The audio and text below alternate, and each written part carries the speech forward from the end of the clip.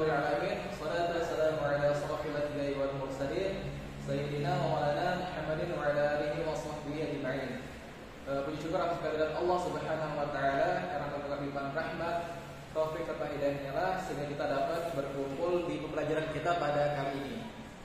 Salawat serta salam tak lupa pula kita haturkan kepada suri tauladan kita, uswatun hasanah kita, junjungan kita, dan juga idola bagi seluruh umat manusia, yaitu baginda Nabiullah Muhammad sallallahu alaihi wasallam.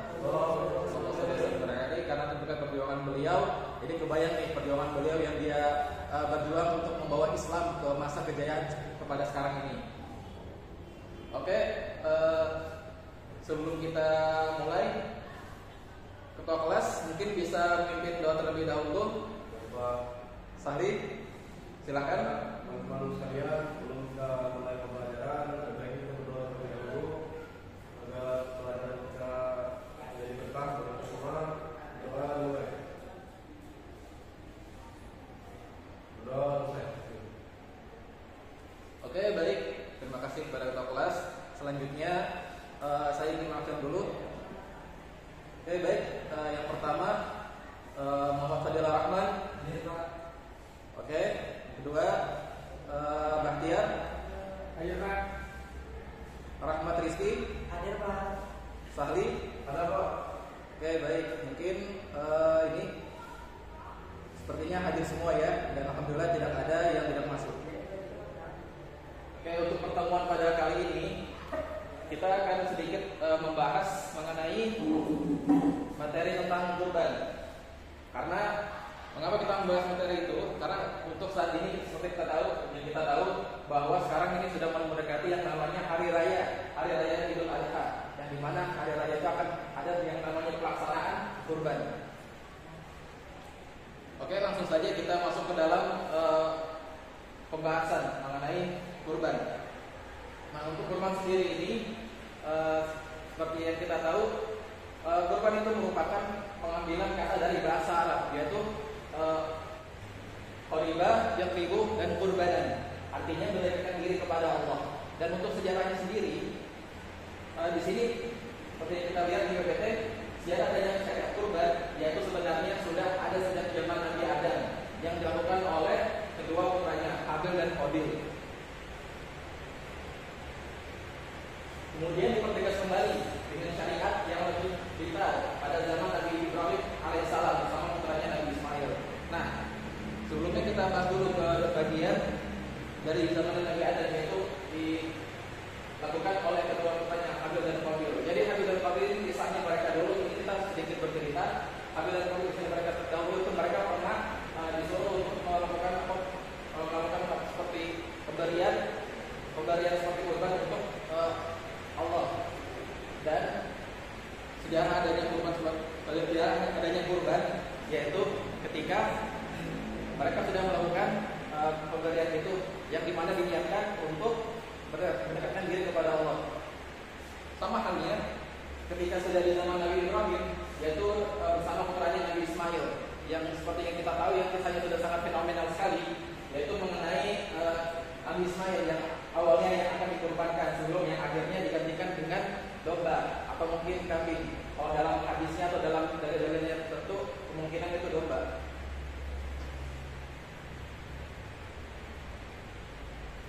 Nah, untuk kisahnya sendiri, ketika itu Nabi Ibrahim alaihissalam menerima wahyu dari Allah Subhanahu wa taala untuk mengorbankan anaknya.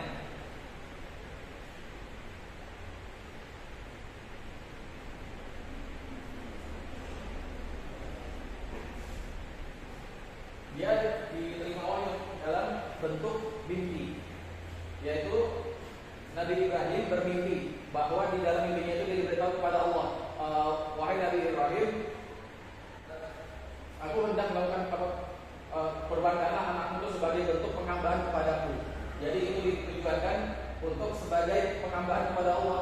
Jadi sebenarnya semua hal yang disuruh Allah itu kepada Nabi Ibrahim itu adalah tujuannya untuk mendekatkan diri kepada Allah. Jadi nggak ada istilahnya kalau misalkan Nabi Ibrahim ini disuruh, dia itu tidak tujuankan untuk hal-hal lain atau hal-hal yang berkaitan tentang kemusyrikan. Dia selalu ditujukan untuk kepada Allah.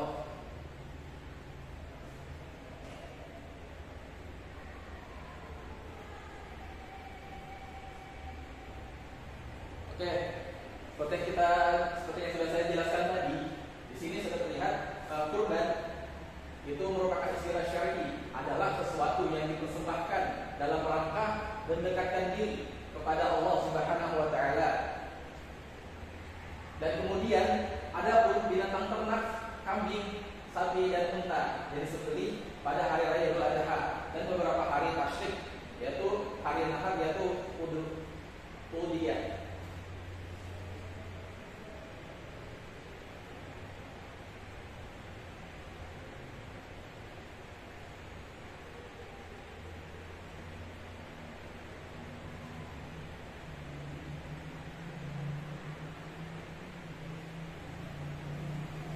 Untuk hukum dari kurban ini sendiri dan hukumnya, yaitu kita mengambil dari Quran surah Al-Kautsar ayat 1 ayat 1 sampai dengan 3. Inna a'tainaka al-kautsar fa shalli li rabbika wanhar inna syani'aka huwal abtar.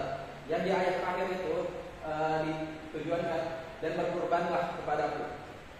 Dan juga ini kita mengambil hadis dari riwayat Ahmad dan Ibnu Najah. Dinya an Abi Hurairah anna Rasulullah sallallahu alaihi wasallam qala man kana lahu sa'ah wa lam yadhha wa lam yadhha fala yaqrabana musallana. Riwayat Ahmad Ibnu Majah. Dan yang artinya dari Abu Hurairah, Rasulullah sallallahu alaihi wasallam telah bersabda, barang siapa yang mempunyai kemampuan dalam artinya dia mampu dalam segi harta, dan barang siapa yang mempunyai kemampuan tapi dia tidak berkurban, maka janganlah mendekati atau menghampiri tempat sholat kami. Nah, di sini ada dipertegas lagi oleh Rasulullah bahwa orang-orang yang punya kemampuan namun dia tidak memiliki sebuah tidak mau menyumbangkan hartanya untuk menyembelih kurban atau diperuntukkan kepada kaum-kaum yang mungkin membutuhkannya. Padahal ini sudah dianjurkan sejak zaman dahulu, maka dia tidak dianjurkan untuk mendekati tempat sholat. Nah, tempat sholat itu macam-macam ya. Tempat sholat itu maksudnya bisa di masjid atau bisa dimanapun.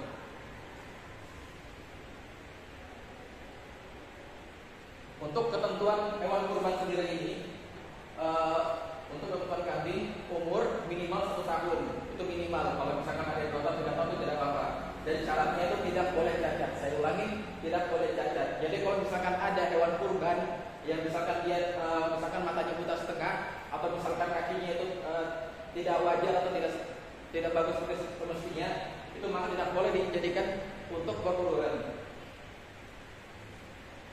Kemudian yaitu unta. Unta ini minimal 5 tahun. Mengapa 5 tahun? Karena seperti kalau kita berpikir secara logikanya itu bahwa unta ini jika dia masih umur di bawah segitu, di bawah 5 tahun, dia masih rentan yang namanya pokoknya kurang yang namanya asupan gizi gitu. Dan syaratnya juga yaitu tidak boleh cacat. Sama seperti syaratnya kambing yang tadi, bahwa jika ada kecacatan maka tidak boleh dijadikan kurban, karena daging yang dipersembahkan oleh kaum muslimin adalah daging yang terbaik, daging yang mengandung macam nutrisi, daging yang mengandung pokoknya hal-hal baik semuanya. Selanjutnya sapi. Untuk sapi sendiri ini umur minimal 2 tahun, dan syaratnya sama seperti yang tadi, tidak boleh cacat.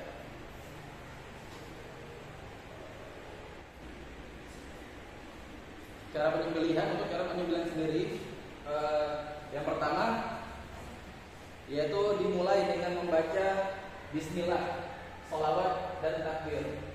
Bismillah. Jadi kalau misalkan teman-teman di sini, kalau misalkan pernah melihat seorang penyembelih, tukang sembelih yang biasanya ada di dekat rumahnya atau di dekat masjidnya, biasanya pasti itu mereka pasti membaca yang namanya Bismillah. Biasanya kalau sambil memotong itu mereka membaca Bismillahirrahmanirrahim sambil memotongnya.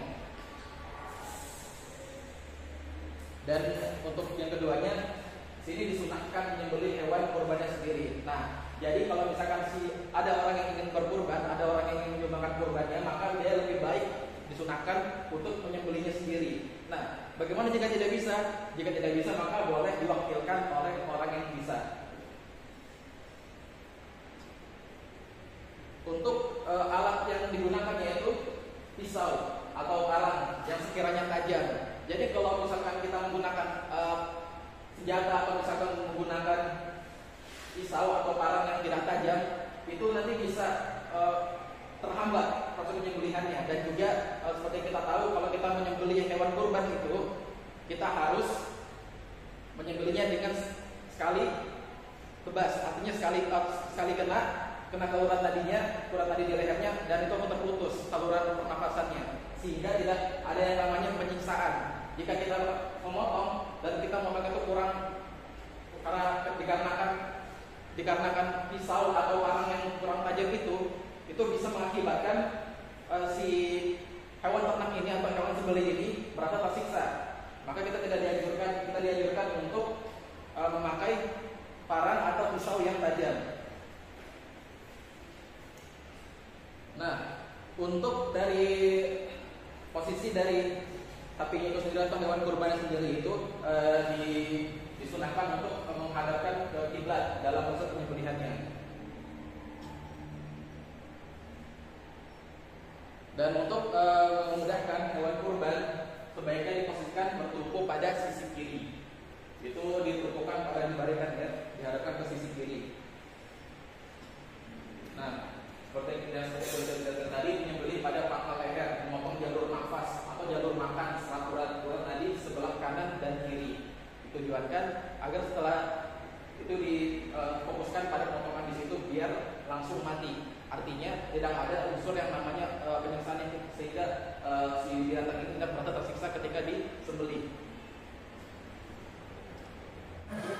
Oke, terakhir yaitu mengenai hikmah dari kurban. Nah, seperti kita tahu, dalam kita mempelajari materi pelajaran atau dalam kita mempraktikkan sebuah yang namanya amal ibadah, pasti di sana terdapat yang namanya hikmah. Hikmah itu artinya pembelajaran. Nah, hikmah ini kurang lebih seperti manfaat kita atau tujuan kita itu untuk apa sih kita berkurban ini? Nah, seperti kita lihat di PPT ini, kurban itu tujuannya yaitu untuk mendekatkan diri kita kepada Allah, yang sudah kita bahas pada di menit awal tadi. Yang kedua yaitu bersyukur kepada Allah atas nikmat yang telah diberikan. Jadi ini adalah sebagai bersyukur, proses bersyukur kita dengan cara berkorban, yaitu dengan cara kita membagi-bagikan nikmat yang telah Allah beri kepada kita. Kita bagikan nikmat kepada orang-orang yang benar-benar tidak mampu, atau misalkan dia dalam keadaan finansial yang kurang mampu, kita beri untuk membagi-bagikan rezeki kita. Yang dimana di dalam rezeki kita terdapat rezeki orang lain atau terdapat hak orang lain. Yang ketiga yaitu berbagi daging dengan tetangga dan fakir miskin. Nah, dalam bertetangga seperti kita tahu ya teman adik-adik sekalian atau anak-anak sekalian, berbagi itu merupakan hal yang sangat sunnah, sangat dianjurkan oleh Nabi kita. Bahkan kita itu disuruh untuk berbagi pada siapapun, maupun orang baik maupun orang buruk. Karena kita disunahkan untuk berbuat baik kepada sesama. Berbagi daging dengan tetangga dan fakir miskin itu merupakan, kalau dalam ilmu, di dalam marifatnya itu yaitu ilmu hablum minan nas, yaitu hubungan dengan manusia. Jadi setelah kita berhubungan dengan Allah, hablum minallah, maka kita akan masuk ke dalam fase hablum minan nas, yaitu hubungan kita dengan manusia lainnya. Selanjutnya yang terakhir yaitu hikmah kita dari berkurban ini adalah mendapatkan pahala yang banyak dari bulu hewan kurban. Oke, baik, mungkin cuma sampai segitu saja materi kita pada hari ini. Sebelumnya, apakah masih ada yang ingin ditanyakan terkait materi ini? Tidak ada. Oke, karena semuanya sudah paham, mungkin cukup sekian materi kita pada hari ini. Kurang lebihnya saya mohon maaf bila ada salah-salah kata maupun salah perbuatan, mohon dimaafkan. Wassalamualaikum warahmatullahi wabarakatuh. Waalaikumsalam warahmatullahi wabarakatuh. Terima kasih, Pak.